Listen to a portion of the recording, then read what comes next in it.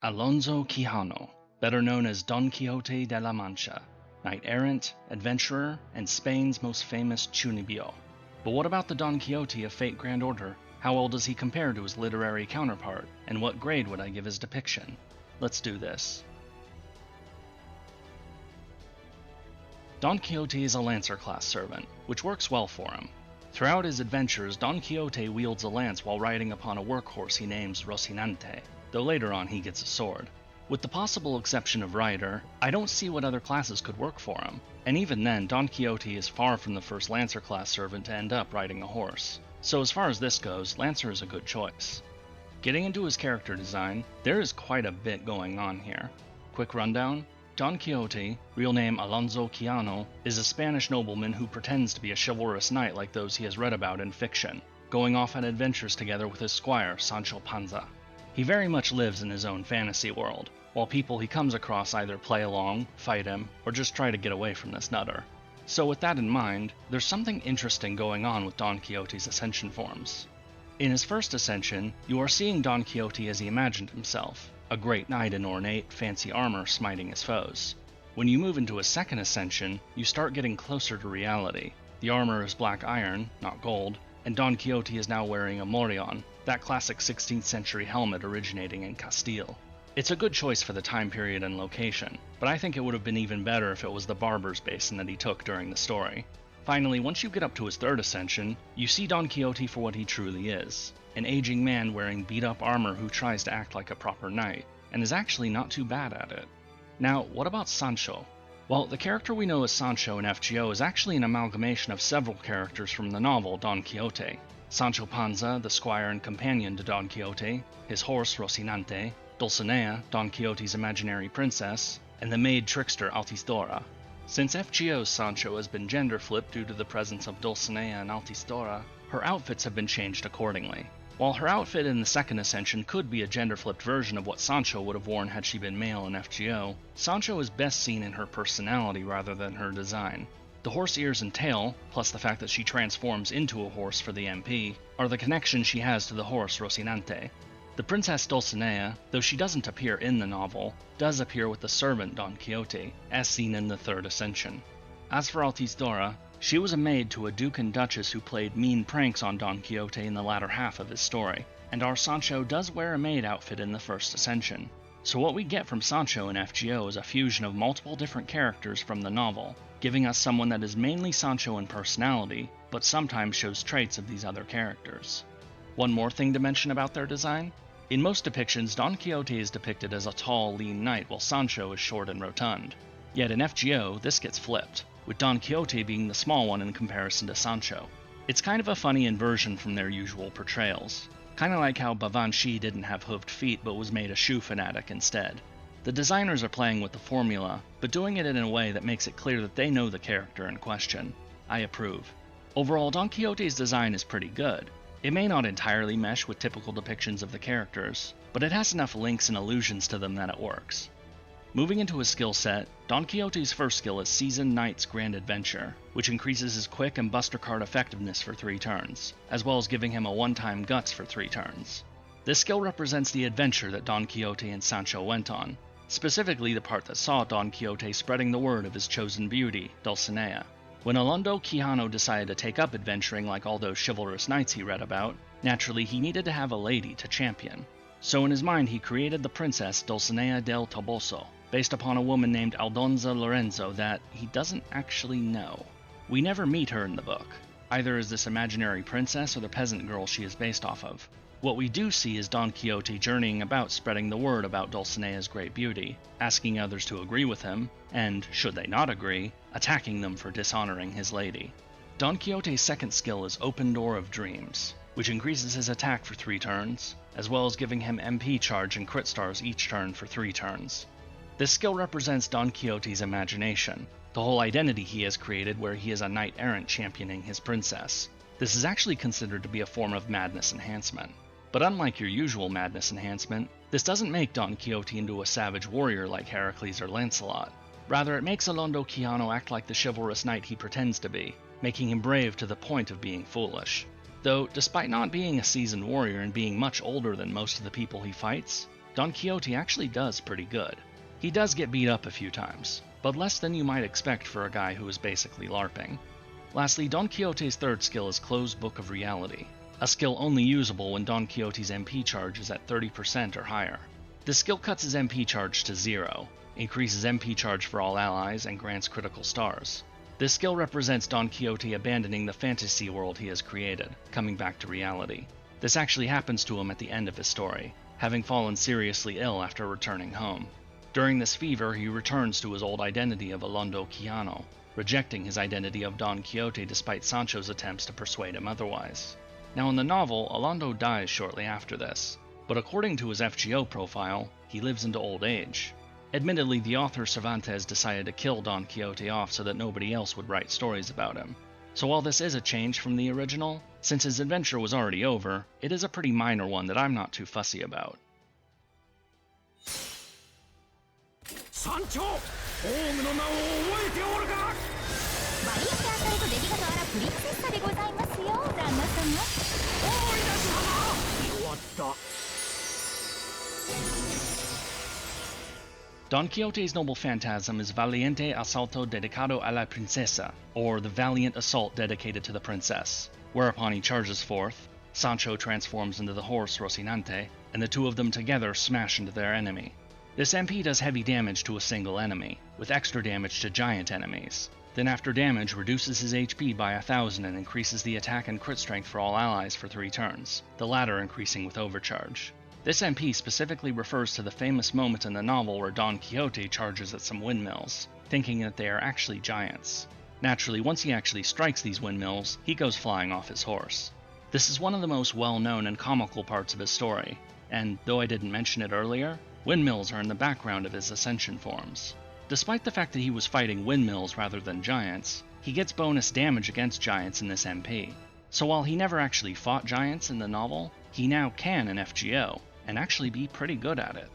Don Quixote does have another MP that features in the story, Triste Suave Alonso Quijano, or Sad Gentle Alonso Quijano, something like that.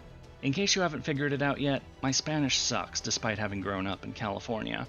This is the MP he uses to help free Vlad III from Moriarty's control, and it represents Don Quixote's rejection of fantasy and returning to his original identity as Alonso Quijano at the end of the story, much like his third skill. Because of that, it also wrecks all fantasy in the nearby area, forcing everything to return to a state that is consistent with the early 17th century world that he lived in. Since Don Quixote is now a servant based upon that imaginary character, this MP also greatly weakens Don Quixote, and can even make him vanish if he uses it for too long. Notably, it is also said that this MP was used by Sancho to help her and Don Quixote escape from the Atlantic Lost Belt, though how exactly that worked is left vague. Don Quixote's craft essence is The Lovely Princess and the Faithful Knight, depicting Don Quixote looking upon his princess who, is it just me, or does she kinda look like MASH? Looking at the CE's text, this is about Don Quixote's relationship with Sancho. It does mention the fact that the FGO version of Sancho looks different from the book version, but that soon trails off into Don Quixote talking about his companion. Sancho Panza is a local peasant who Don Quixote makes into a squire, promising him lands to govern if Sancho joins Don Quixote on his adventures. Despite being initially motivated by this promised reward and acting as the sane partner to this crazy knight, Sancho gradually gets drawn in by the fantasy that Don Quixote has created. He sticks with Don Quixote to the very end, even trying to convince him to return to the fantasy after Don Quixote walks away from it. The CE, though it is addressed to the imaginary princess Dulcinea, is Don Quixote talking about his partner Sancho, who is now turned into the maid that accompanies him as a servant. Looking ahead, Don Quixote's Valentines CE is Windmill, Choco, and Appendices, depicting a book of Don Quixote's adventures, and of course, a chocolate windmill. I've already talked about the windmill business, so I won't rehash that here. The book is a story written by Sancho that tells one of the pair's adventures that was left out of the original novel. Notably, it is mentioned in the CE's text that while this is an adventure they went on, most people would probably consider it a fake because of its fantastical nature. This is actually a clever reference to real life, since in 1614, a year before the release of the second half of the story, another author named Alonso Fernández de Avellaneda published his own sequel to the original, and Cervantes actually brings it up in the second half of Don Quixote. In the second half of the story, word of Don Quixote's adventures had spread, making him and Sancho famous in story as well as in real life. But when he comes across the sequel written by Avellaneda, Don Quixote is furious, with him denouncing this other story as a fake. We don't know exactly how Cervantes felt about this unauthorized sequel, whether he was actually angry or if he just did this for the comedy. But what we do know is that since this other sequel was specifically brought up in the second half of Don Quixote, it's actually why we know about it at all. Basically, it's the Streisand effect, but 400 years before we got that term for it. Now for characterization, starting with a look into the character of Don Quixote. Don Quixote is the central character of the book, the ingenious gentleman Don Quixote of La Mancha, which is usually just shortened to Don Quixote. Written by Miguel de Cervantes in 2 parts, published in 1605 and 1615, it is a massively influential story. Considered to be the first modern novel, one of the best-selling books of all time, and probably the most famous work ever written in the Spanish language. It is also quite long, clocking in at over 1,000 pages. I've read a few books that are longer than that. My copy of 3 Kingdoms is over 1,700 pages long, and if we're talking about visual novels, it's impossible to ignore the monster that is Yumineko, which I've actually read twice in case you needed further proof of my insanity. Anyway, so what's Don Quixote about? Well, its main character is a man named Alonso Quijano, a 50-year-old hidalgo, or member of the Spanish nobility, who became fascinated with the fictional tales of chivalrous knights, notably including Orlando Furioso. Anyway, having become obsessed with these tales of chivalry, Alonso decides that he wants to be like these heroes he has read about. Fixing up an old suit of armor and grabbing a workhorse he names Rocinante, Alonso styles himself as Don Quixote de la Mancha, La Mancha being the region he is from, which is roughly central Spain just south of Madrid. His first stop is at a local inn, which Don Quixote takes to be a castle, and asks to be made a knight by its lord, or rather the innkeeper. The innkeeper plays along with this to make this silly person go away. After losing a fight with some travelers who didn't agree that his imaginary princess Dulcinea was the most beautiful in the world, Don Quixote is brought back home, with his housekeeper and others setting fire to his book collection. But, rather than being deterred, Don Quixote tells himself that a wizard had destroyed his books, and he sets out once more to adventure. He recruits Sancho Panza as a squire, an illiterate peasant riding a mule enticed by the promise of reward, but who gradually becomes Don Quixote's loyal companion, getting further drawn into the fantasy even as Don Quixote himself gets more disillusioned with it. What follows are a succession of adventures, comical encounters, and Don Quixote letting his imagination run wild. We have the windmill incident which is brought up in his MP, and another where he sees a barber wearing his basin upon his head, with Don Quixote claiming it is the helmet of Mambrino, a character from one of the novels he read. I'm not going to get into every wacky moment these two get up to, just know that they are plentiful, usually involving Don Quixote imagining something different from reality and leaving everyone else bewildered by his behavior. The second half of the book takes place after some time has passed, with someone having written a story about Don Quixote and Sancho's adventures. Now famous, the pair continue on their journey, with others now recognizing them, though this often leads to others abusing Don Quixote for their own amusement. There's a duke and duchess who play a series of mean pranks on Don Quixote and Sancho, including having their maid Altistora pretend to be in love with Don Quixote, be rejected due to his dedication to Dulcinea, and then pretending to have died of a broken heart as a result. Sancho is also granted an island to govern, but he ends up renouncing that in favor of remaining with Don Quixote. Lastly, a man named Samson Carrasco from Don Quixote's hometown tries to persuade him to give up all these adventures and return home. After a few failures, he finally succeeds in defeating Don Quixote and getting him to stop his adventures for a year. Falling ill and having been disillusioned by his recent experiences, Don Quixote returns to his original identity of Alonso Quijano despite the pleas of Sancho, dying not long after. Though his imagination of a grand adventurer was gradually worn away, Don Quixote did actually try to be a decent knight. Yes, he did get into a lot of fights and cause plenty of trouble, but Don Quixote remained polite, courteous, and honorable in his actions. He was just acting as such in 16th century Spain, rather than in a work of Arthurian or Carolingian legend. Moving into Fate Grand Order, we first meet Don Quixote in the Trom Singularity, where he is pretending to be Charlemagne, the leader of the righteous realm. He is put behind a curtain, made to look as kingly as possible, and only occasionally gives commands. Sancho does most of the talking. Sancho has progressed from being Don Quixote's companion to being more like an advisor, even more so now that the imaginary princess Dulcinea is part of Sancho too. Don Quixote is pretending to be Charlemagne until, eventually, the real Charlemagne appears, which seems likely considering that both Roland and Astolfo are together with him. Until that happens, they largely stay within their own borders, only venturing out to take advantage of opportunities that present themselves. While Don Quixote, Sancho, Roland, and Astolfo can keep this charade going for quite a while, it does eventually crack under the scrutiny of first Sherlock Holmes, and later Johanna and Bradamante.